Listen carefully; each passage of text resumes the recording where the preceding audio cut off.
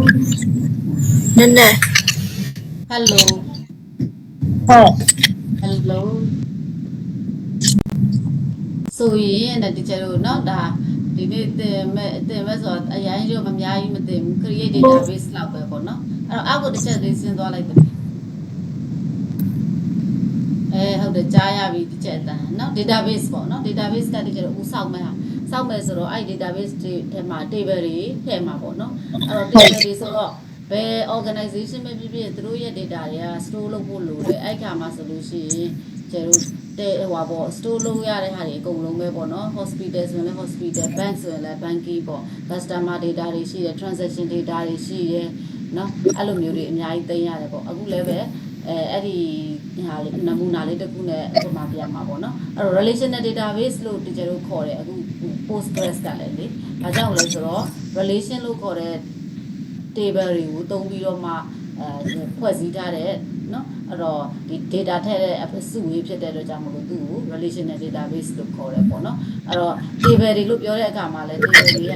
row တွေ column တွေအနေနဲ့သိမ်းထားတယ်เนาะအဲ့တော့ table တွေကလည်းတစ်ခုနဲ့တစ်ခုနဲ့ link ဖြစ်ထားတယ်ပေါ့เนาะဆိုတော့အဲ့မှာ simple student table လေးမှာဆိုရင် ID name age email ဆိုပြီးတော့မှဒီနေရာမှာရှိရပေါ့เนาะ ID ရဲ့ name ရဲ့ age ရဲ့ email ရဲ့လေဆိုတော့အခါကျတော့အဲ့မှာအဲ့ဒီဟာလေးတခုကိုတချို့တို့တိဆောက်လို့ရတယ်ခဏနေကြရင်ပေါ့နော်အဲ့တော့ခဏနေမှတိဆောက်မယ် PostgreSQL သမီးကိုဒီနေ့သင်တဲ့အကြောင်းအရာကအခုကတော့သူက trending ဖြစ်နေတဲ့ database တခုပေါ့နော်သူက cloud တွေ AWS တွေဟိုဟာတွေနဲ့သူကချိတ်တယ်တော်တော်များများမှာသူကသုံးတယ်ပေါ့နော် cloud storage တွေမှာလည်း Postgres ကိုသုံးတယ်အဲ့ဒါကြောင့်မို့လို့တချို့တို့ကဒီ data ဘက်ကိုသွားကျင်တာပဲဖြစ်ဖြစ်နော် data platform တွေကလည်းဒီ Postgres ကိုသုံးတာများတဲ့အတွက်ကြောင့်ဒါကိုမှရွေးချယ်တင်လိုက်တာ MySQL တင်လဲရတယ်ပေါ့နော်ဒါမဲ့အဲ့ဒါလေးကိုခုရွေးချယ်တင်လိုက်တာပေါ့လေအဲ့တော့သူကတော့တဲ့ open source ပဲ teacher တို့အခုဆိုလို့ရှိရင် free လဲ free ဖြစ်တယ်နော် teacher တို့ဒီအလကားနေနဲ့ပတ်စံပေးစရာမလိုပဲနဲ့ဒါရတယ်ပေါ့နော်သုံးဆွဲလို့ရတယ်ခုနပြောသလို Apple တို့ Instagram တို့ Spotify တို့နော် company တွေကနေပြီးတော့မှဒါသုံးဆွဲနေကြတဲ့ industry standard database တစ်မျိုးဖြစ်တယ်ပေါ့နော်အဲ့တော့သူကတော့အဲ့မှာdata set တွေ complex query တွေကိုလည်းပဲ support လုပ်တယ်SQL standard ကိုလည်းပဲဒါလိုက်နာထားတယ်ပေါ့နော်ဆိုတော့တဲ့အခုသားသမီးဖွင့်တာကလည်းပဲအဲ့ဒီထဲမှာတကယ်လို့ GUI ပေါ့ GUI ဆို database ကို GUI နဲ့ explore လုပ်လို့ရတယ် PG admin 4ကိုတကယ်လို့သုံးပြီးတော့မှတင်သွားမှာပေါ့နော်အဲ့တော့ဘာတွေတင်မှာလဲဆိုလို့ရှိရင်query တွေနော် query တွေမှအမျိုးမျိုးရှိတယ်လေအဲ့တော့ query တွေကို sub query တွေနော် join query တွေအဲ့ဒီအောင်တင်မှာပေါ့နော်အဲ့တော့အဲ့ခါမှာဆိုလို့ရှိရင်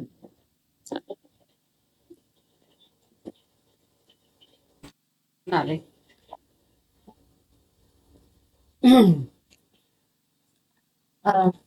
နောက်တစ်ခုကကြတော့ဟိုပါပေါ့နော် PG admin 4ကိုဖွင့်တဲ့ဟာလေးကိုဒါလေးရဥပမာလေးပြောထားတယ်နော် PG admin 4ကကြတော့ကျတို့ဒီ task bar နေပြီးတော့ခုနကတော့ PG admin 4ဆိုပြီးရိုက်ထည့်လိုက်တယ်ပေါ့ကွာရိုက်ထည့်လိုက်တော့သမီးခုနမြင်ရတဲ့ဒီဟိုဟာလေးသူ့ရဲ့ IDE လေး browser လေးတက်လာတယ်ပေါ့နော်ဆိုတော့ password ကကြတော့လေသမီးခုထည့်လိုက်ပြီအခု save လုပ်ထားလိုက်တယ်ဆိုလို့ရှိရင်တော့ထပ်ပြီးတော့မတောင်းတော့ဘူးပေါ့နော်အဲ့တော့ဒီကျတော့ခုနကတော့မြင်ရတဲ့ဒီ browser နော် browser မှာဆိုလို့ရှိရင်လည်း server တွေ database တွေ schema တွေ table တွေရှိတယ်ပေါ့နော်အဲ့တော့ property တွေကတော့သူ့ရဲ့အသေးစိတ်နော်တခုခုကိုရွေးလိုက်တဲ့အခါမှာအသေးစိတ်ကိုပြတဲ့ object property ရှိတယ်နော်အဲ့တော့အဲ့ဒါတွေကိုတစ်ချက်ချင်းဒီကျတော့သွားရအောင်ပေါ့အဲ့တော့အဲ့မှာအောက်မှာဒီကျတော့ right click ထောက်ပြီးတော့ database ကို create လုပ်တဲ့ဟာလေးရှိတယ်ကွာအောက်တစ်ချက်ကလေးသွားလိုက်အဲ့မှာလေအဲ့မှာဆိုလို့ရှိရင်အခုအဲ့ဒါလေးကိုလောက်တော့မှာပေါ့နော် right click database နာမည်လေးနဲ့ဖွင့်မယ်နော်အဲ့တော့အဲ့မှာ query 2လေးကိုရွေးမယ်ပေါ့အဲ့ဒီမရောက်ခင်မှာကိုဘာသာကို database လေးတစ်ခုဖွင့်အောင်မယ်အောက်ကိုတစ်ချက်ဆင်းကြည့်လိုက်အောက်ကလေးကိုမဟုတ်အောက်မဟုတ်အဲ့ဒါကိုမဟုတ်သေး database နာမည်လေးကြည့်အောင်ဟုတ်ပြီ notebook ကိုပဲကြည့်အောင်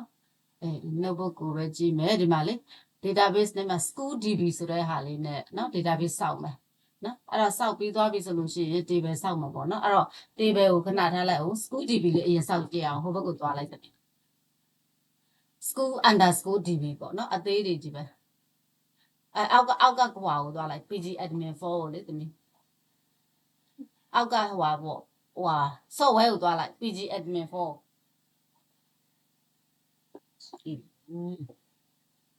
school DV SCHOOL underscore underscore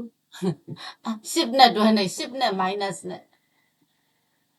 ship net minus မဟုတ်သေးဘူးအေးဟုတ်ပြီ TV underscore ဟုတ်ပြီနော်အားရလားတစ်ချက်အသားဟုတ်ပြီအဲ့တော့အဲ့ခါမှာဆိုလို့ရှိရင် owner OID နော်အဲ့တော့အဲ့ဒါလေးပဲအဲ့မှာဆိုရင် database ရဲ့ OID ကတဲ့ OID ကဒီလိုမလုံတက်မှာ save လုပ်ကြည့်လိုက်တော့ save safe save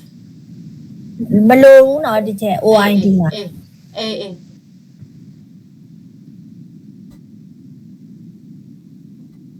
အဲ့တော့တဲ့အဲ့မှာ save ဖြစ်သွားပြီနော်အဲ့တော့သမီးအဲ့မှာဆိုရင်ဒီကျတော့ခုနကဘာ database လေးလဲဆို school DB school DB လေးဒီ right click ထောက်လိုက်ရင် create တွေပဲဆိုတာတွေ့လိမ့်မယ် right click ထောက်လိုက် right click ထောက်အဲ့ဒီပုံမှာပဲတဲ့တာဟုတ်တယ် create ရေးပါသမီးရပါလဲဆိုတော့ဒီတစ်ခေါက်က schema တော့မဟုတ်ဘူးခဏနေဘူးเนาะအဲ့ဆိုရင်ဒီကျတော့ဟိုဘက်မှာပြန်ပြီးတော့မှဟိုနာမည်လေးပြန်ကြည့်ရအောင်အဲ့မှာ students တွေပဲစောင့်မှာပေါ့နော် ID ရဲ့ name ရဲ့ age ရဲ့ email ရဲ့အဲ့တော့ data type တွေက ID ကကျတော့ serial လို့ခေါ်တဲ့ primary key အနေနဲ့သွားမှာ serial ဆိုအောင်မှာ 1B 2B 3ပေါ့နော်အဲ့လိုပုံစံမျိုးတွေနဲ့ automatic သူက ID column ကဖြည့်သွားမှာ primary key ထားတာဆိုတော့ဒီကျတော့သူကအဓိက key ပေါ့နော် ID ရဲ့တူတာမရှိရဘူးဥမာကျောင်းသားတရားဆိုရင် ID ကမထပ်ရဘူးပေါ့နော် name ကတော့တူတာတွေရှိကောင်းရှိမယ်age တူတာတွေရှိကောင်းရှိမယ် email တူတာရှိကောင်းရှိမယ်အဲ့မှာလည်းပဲဒီကျတော့ဘာချာရဲ့ age ဘာချာမသမီးက site ဘယ်လောက်သုံးပါလဲဆိုတော့100တို့150တို့ဒီမှာထားသေးတယ်ပေါ့နော် name က100ဘာချာ email ကလည်း150ဆိုတော့များတော့များသေးတယ်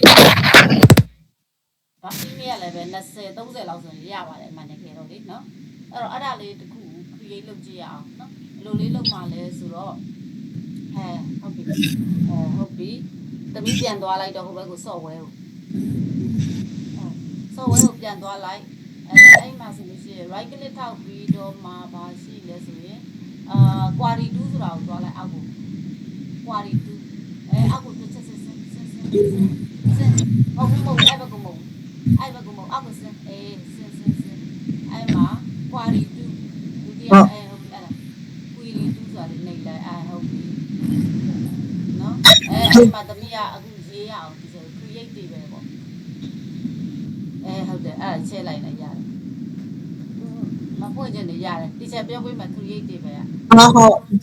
အဲ့လိုလေးလုပ်ထားလိုက်ဟုတ်တယ်အဲ့လိုလေးလုပ်ထားလိုက်မြင်ရတာပေါ့သမီးရလားဒီချက်ရတယ်မြင်ရတယ် create table ဒီချက်အဲ့လိုအကြီးတွေကြီးပဲနော်ဟုတ်တယ်အသေးလည်းရတယ်ပြဿနာမရှိဘူးသေးကြီးရတယ်နော်အသေးပဲကြည့်လို့ရှိရင်သမီးဟိုမှာမဖြစ်ဘူးcreate table students s ပါတယ်ဒီလက်သေးကွင်းလေးတစ်စုံရေးလိုက်ဟုတ်ပြီပြီးလို့ရှိရင် semi colon နောက်ကထားနောက်က semi colon လက်သေးကွင်းနောက်မှာ semi colon လက်သေးကွင်းနောက်ဆိုတာလက်သေးကွင်းတစ်ကွင်းအဖိတ်ဟိုဘက်ကိုဟုတ်ပြီကြိုပြီးတော့မှ semi colon သုံးထားတာပေါ့နော်ဟုတ်ကဲ့ဒီအဲ့တက်ခောက်ချလိုက်အဲ့နေရာလေးမှာအဲ့နေရာကာစာပေါ်နေတဲ့နေရာလေးမှာ enter လေးတစ်ချက်နှိပ်လိုက်အဲ့တော့ဟုတ်ပြီ ID အဲ့လိုသူ့ပုံစံမျိုးလေ ID အသေးပဲပြီးရင် serial SERIAL serial primary key comma enter ခောက်နေငါဘာချတရားဘာချတရားလက်သေးကွင်းထဲမှာတရားcommaပြီးရင် is integer int comma လေးတွေချတာပေါ့နော်ပြီးရင် email 50လောက်ပဲထားလိုက်ပါကိုနော် ရှာ အော်150အများလုံးနဲ့50ဆိုရင်တော့လောက်ပဲတင်တယ် တရားထားမှာကြည့်ကြ အဲ့100ထားလိုက်ဟုတ်တယ် ဟုတ် အဲ့ဒီစမီအဲ့ကောချမလို့တော့ဘူးကောမှာနော် ဟုတ် အဲ့ဒါကိုဒီကျတော့မညာအပေါ်မှာလေးလေဟို triangle လေးနဲ့လေးပါတော့ဒီကျဘယ်ဘက်မှာညာဘက်မှာညာဘက်မှာညာတော့ညာအမ ICQ กว่าလေအဲ့ဒါမဟုတ်ဘူးအဲ့ဒါမဟုတ်အေးအဲ့ဒါလေးနေလေ ဒီချက်ဒါလား ဟုတ်ဘူး ICQ အဲ့ဒါအမ query အောက်မှာပါပြလဲ query return successfully ဟုတ်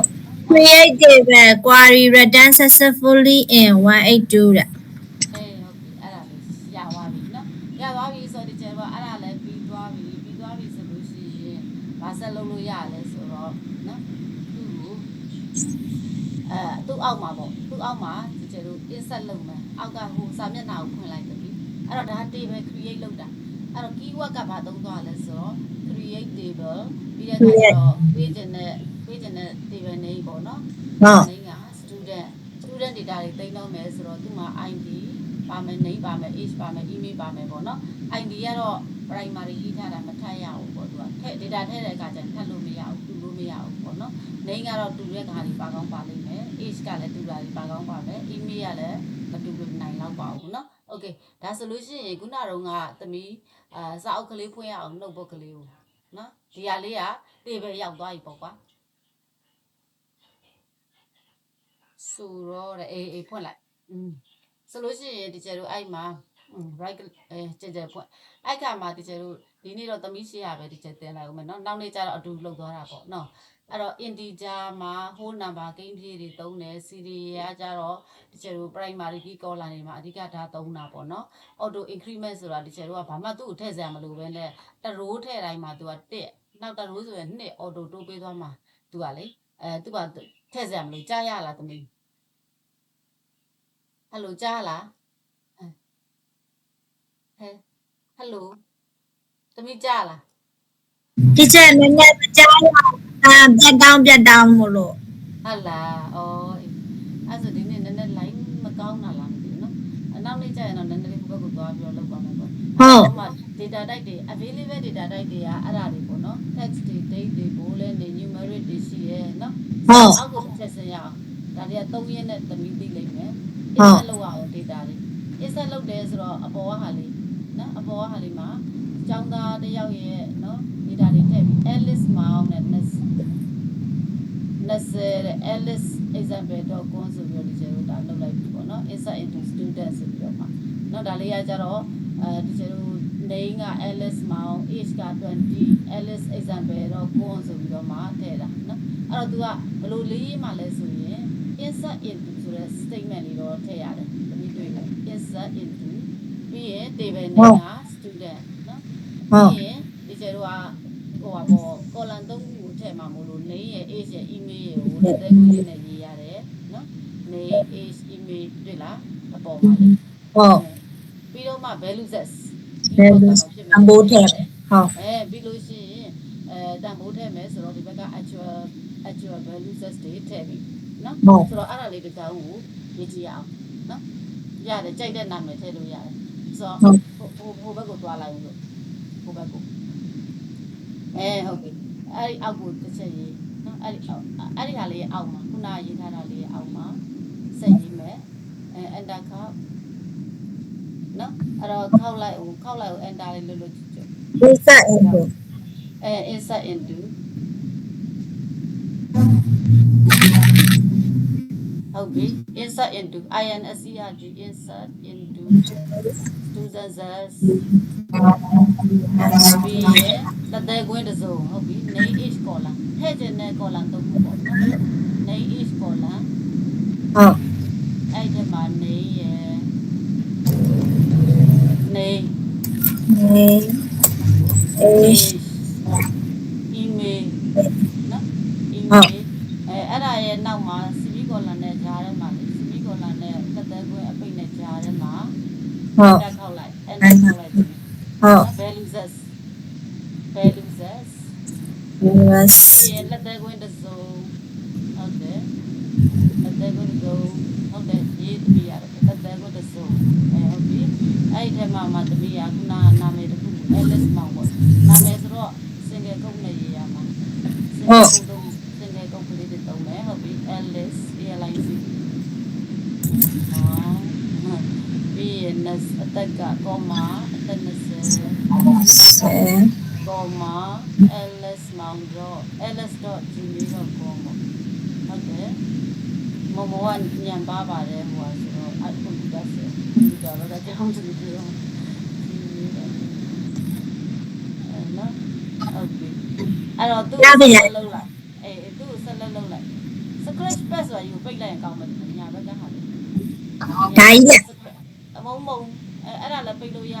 ခဏလေး minimize လုပ်ထားလိုက်လို့ရပြီဘုံသမီးအဲ့ဒါမဟုတ်ဝါဘုတ် notebook ကိုလည်းခဏလေး minimize လုပ်ထားလို့ရတယ်ဒါဟုတ်နော်minimize လုပ်ထားလိုက်ဟိုကောင်းကိုလည်းအဲ့မှာကျဲလိုက်ဟုတ်ပြီ scratch pad ဆိုတာယူပိတ်လို့ရ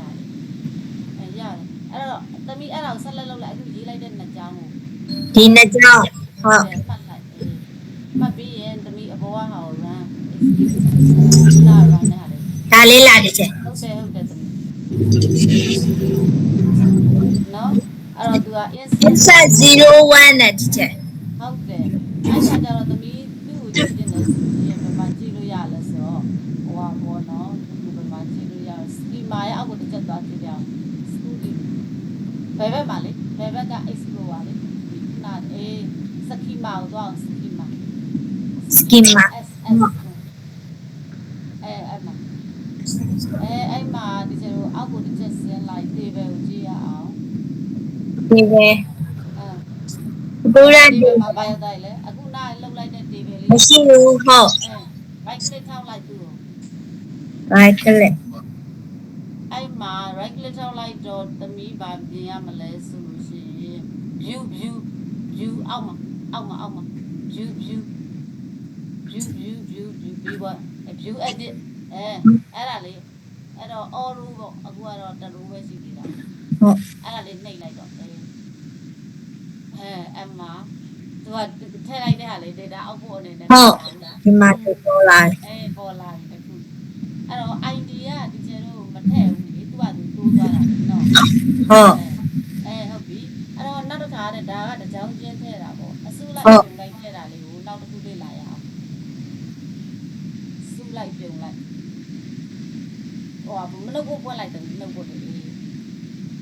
အဲ့မှာအစုလိုက်ပြုံလိုက်ကြတော့ဘော့ကျော်ချာလီဝင်းဒိုင်ယာနာစုအေးရစ်လာ ABCD ပေါ့နော်ဟုတ်အဲ့ဒီဟာလေးကိုကြတော့အပေါ်မှာတစ်ခုပဲရေးစရာလို့လေအောက်ကလက်သေးခွင်းလေးတွေနဲ့ကော်မာလေးတွေချာပြီးတော့လေဟုတ်ကော်မာချပြီးရေးတာကော်မာချပြီးရေးသွားတာနော်ဟုတ်အဲ့ဒါမျိုးရေးကြည့်အောင်အဲ့တော့အပေါ်ကဟာ copy လုပ်တော့ရတယ်22 21 19 23အဲ့တော့ copy ရောမကူးနဲ့အဲ့ဒါကိုခဏပိတ်ထားလိုက်ဟုတ်ပိတ်ထားလိုက်အဲ့တော့ဒီကျတို့အဲ့မှာနော်အဲ့နေရာမှာပဲဆက်ရေးမယ်အဲ့ဒီအောက်ကိုပေါ့အောက်ကိုဆက်ရေးမယ်ဒီအောက်လားဟုတ်တယ်သမီး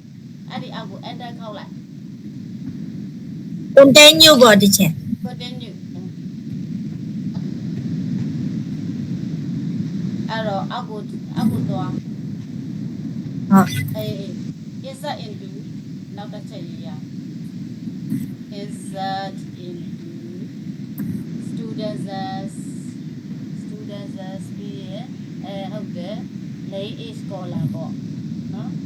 name is email ပြီးလို့ရှိရင်နောက်ကိုဘက်ကိုညာဘက်ကိုသွားလိုက် values as ဟုတ်တယ် enter ခောက်လိုက်တယ် values as ပြီးတော့မှသမီးကလက်သေးကွင်းဟုတ်ပြီအဲ့ဒီမှာခုနကလည်းနံပါတ်1စလိုက်တော့ဟုတ်နံပါတ်1ကပါတယ်လေရတယ်ဟိုကလေ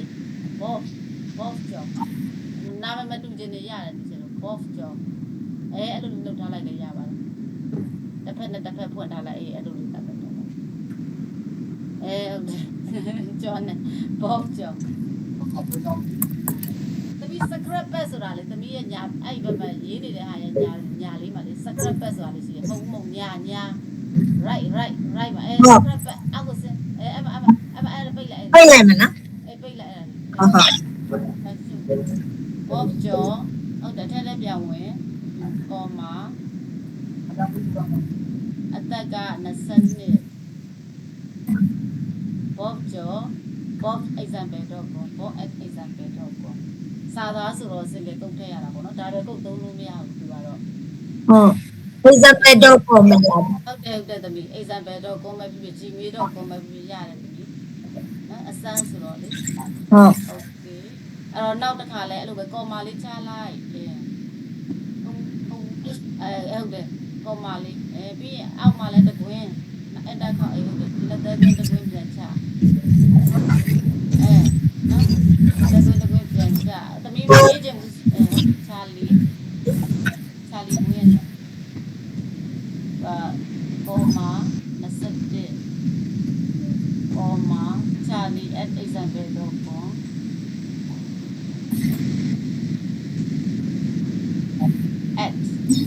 @example.com ရတယ် gmail.com လည်းရတယ်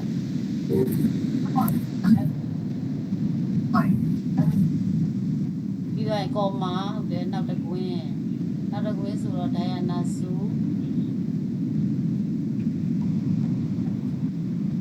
ဟာမေ Diana Su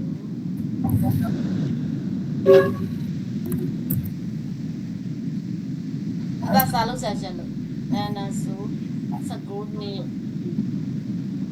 အောက်ရအပေါ်ရောက်သွားတယ်ကာစာရွှေ့19နှစ်ကော်မာ Diana example.com Diana @example.com နောက်တစ်ခါကော်မာချလိုက်ပြီးရခါမှာ Eric line ABCDE ပေါ့အမှန်တကယ်တော့နော်single code Eric line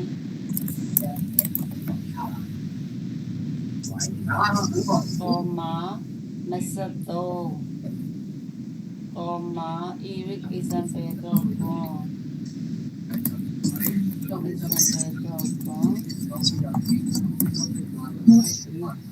ဆိုတဲ့ခါကျတော့ဆိုအဲ့ဒါကိုသမီးခုနလိုပဲဆက်လက်လုပ်လိုက်5ခုဆို5ချောင်းစလုံးနံပါတ်3ကနေစပြီးတော့ဟုတ်တယ်အဲ့လိုဆက်လက်လုပ်ပြီးရင်အပေါ်ကဘာ execute နေလိုက်အဲ့ဆိုလို့ရှိရင်သူက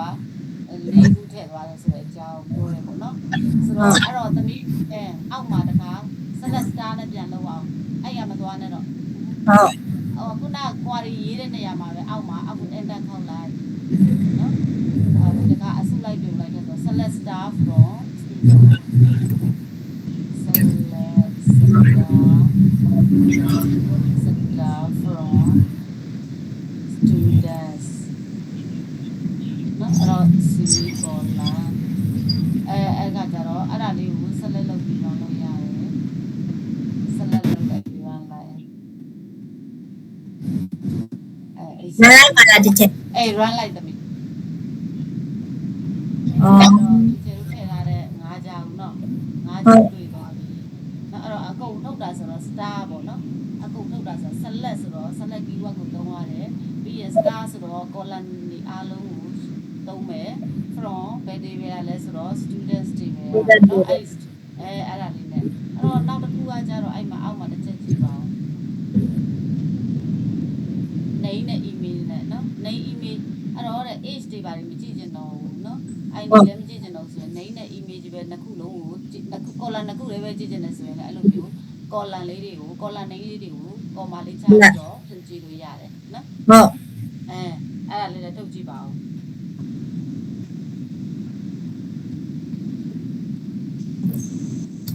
select name comma email ဟုတ်တယ် email from students ဘယ်ရလဲဆိုတော့ students တွေပဲက okay သူ့လည်းပဲလုပ်ကြည့်ပါအောင်အဲ့တော့ဟုတ်ပြီနော်ကောလမ်းပဲ အဲ့မှာမှာတဲ့ဒီကျတော့ filter လုပ်ချင်အဲ့ဒါလေး copy လုပ်လိုက်တော့ line number 9 line number 9လေးကို copy လုပ်လိုက် ဒါလားတီချာ မဟုတ်ဘူး line number 9သမီး select လုပ်ထားတာ copy လေးပဲ control C လေးနဲ့ တီချာဘာပြောရလဲမသိဘူး အော် control C copy လေးကူးလိုက်မယ်လို့ပြော control C ဟုတ် အဲ့ဒါလေးကို copy ကူးလိုက်မဟုတ်ဘူးကို line number 9တစ်ခုလည်းပဲသမီး ဟုတ် နော် control C လေးနဲ့ကူအောက်ကိုတစ်ချက် enter ခောက်ဟိုပါပေါ့အောက်မှာတစ်ချက်ပြန်ချမယ် control V control V ဟုတ်တယ်အဲ့မှာမှဒီကျတော့ပွဲနဲ့ filter လုပ်မယ်ပေါ့နော်ပွဲဆိုတာကို filter လုပ်ပြီးတော့အကုန်မကြည့်တော့ဘူးចောင်းသားမှာအသက်က20ကျော်တဲ့လူပဲဆိုရင်တစ်ချက်ကြာပွဲ WH ပွဲ H AG spaceဟုတ်တယ် H greater than 21ပေါ့ဆိုလို့ရှိရင်နောက်ဘယ်လိုလေးထွက်လာမလဲအဲ့ဒီဟာလေးကို select လုပ်ပြီး run လိုက် ဟုတ်